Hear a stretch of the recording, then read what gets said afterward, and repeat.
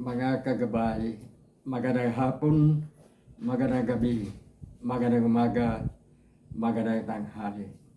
Saan man tayo naroroon, ano man ang ating mga ginagawa, una tigit sa lahat, ating iaalay ang ating mga sarili sa ating Panginoon. Sa loob lamang nila ng mga sandali, ating damhin ang presensya ng Diyos. Sumasaadin ng pagpapala, ang biyaya, ang pag-ibig, at ang kapayapaan ng Ama, ng Anak, at ng Espiritu Santo, na bubuhay at nagkahari, iisang Diyos, magpasa walang hanggan. Mga kagabayan, mga anak,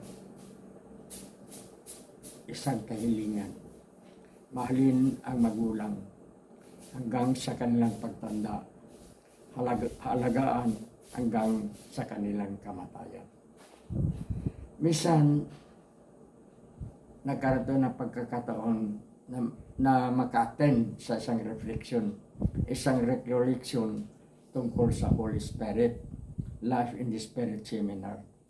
At may nagiging friend tayo na isang religious sister na isa sa nag-asikaso sa seminar na yan.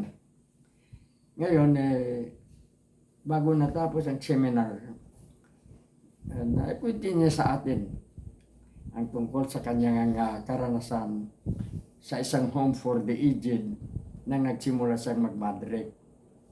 Sabi niya mayroon siyang isang alaga na alam niya isang ina. Ngunit hindi niya alam kung sapagkat nadatnan lang niya doon, pinalagaan sa kanya.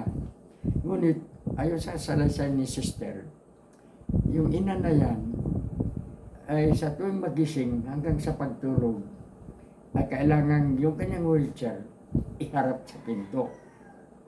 Noong una hindi umano ito pinansin ni sister. Pero napansin niya na pagdadaan siya doon sa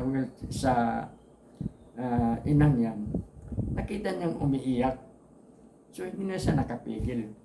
Nakita niyang mahina na yung mata na. Siguro mga 80 or something na ang edad na. So nabalisa na siya dahil wala namang sinasabi basta umaharap lang sa pinto. So hindi na nakatiis si Sister Romano. Isang araw tinanong niya, Inay, bakit gano'n ang lagi mong posisyon? Lagi kang nakaharap sa pintuan. At humihikbi daw nagpito sa kanya ang babaeng yun, ang inang yun.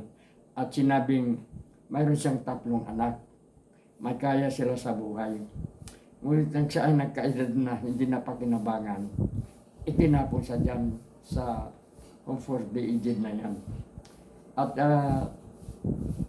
ni minsan, sa 3 niyang mga anak, sa mga apo niya, wala man lamang dumalaw mula nang siya ay iniwan nila sa naturang home for the aged.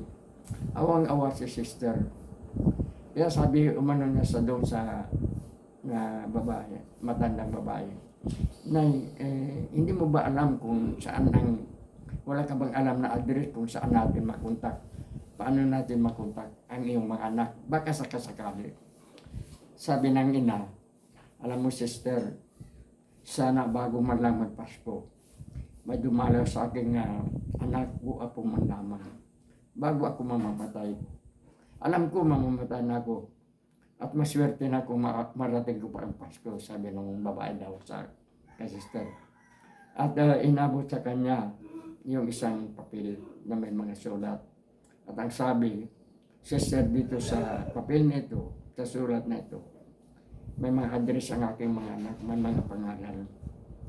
Ngunit hindi ko sila makukontak dahil wala naman tayong telepono dito at hindi pa naman uso ang cellphone sa mga panahon na yan. So sabi ni sister, sige, gagawin po natin ang paraan. Sana mo makita natin ang iyong mga anak, makita ko, makakausap ko, makunta ko. Sisikapin ko. Sabi ng babae, sana sister, bago man lamang ako mawala sa mundo, bago mag-Christmas. At tinitignan daw ng binang yung mga Christmas decor at habang tinitignan umiiyak. Siguro iniisip na sana sa huling Pasko man lang magiging gift niya kay God ang magpakita ng kanyang mga anak. At ganoon pa rin ang nangyari sa araw-araw. Nakaupo ang ina doon sa harapan ng pinto ng bahay kanlungan na yan, home for the aged. At mismong bisperas ng Pasko, sa madaling salita, December 24,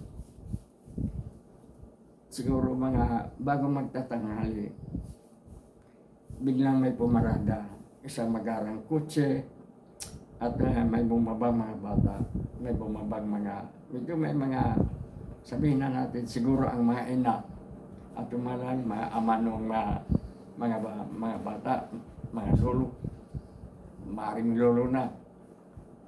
At pumasok sa home for the aged, dumiretso doon at nakita nila yung kanyang, yung mga anak nga, umiiyak. At ngunit hindi nagtapos sa magandang pangyayari ang masayang pagtatagpo ng magkapamilya, sapagkat nang mayakap ng matanda ang kanyang mga anak, bigla siyang nawala ng buhay.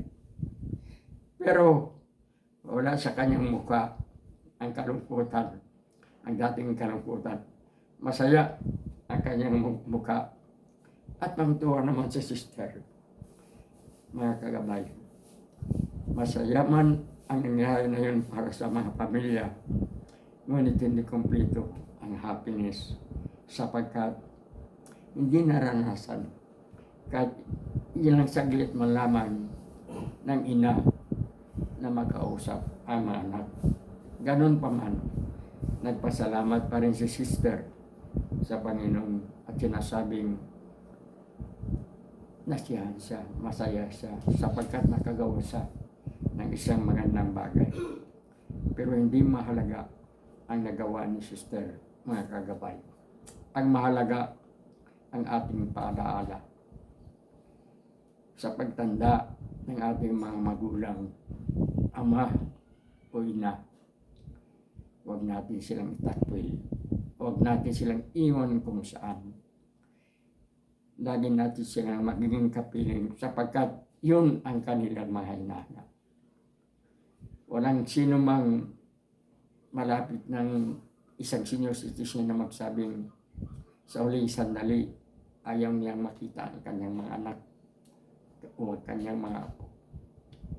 Lahat ng ating mga nakausap na mga ama o mga ina, ang laging sinasabi, sana ang huli nilang masilayan bago ang kanilang kamatayan ay ang kanilang mga mahal sa buhay, ang kanilang mga anak at ang kanilang mga apo. Mga anak,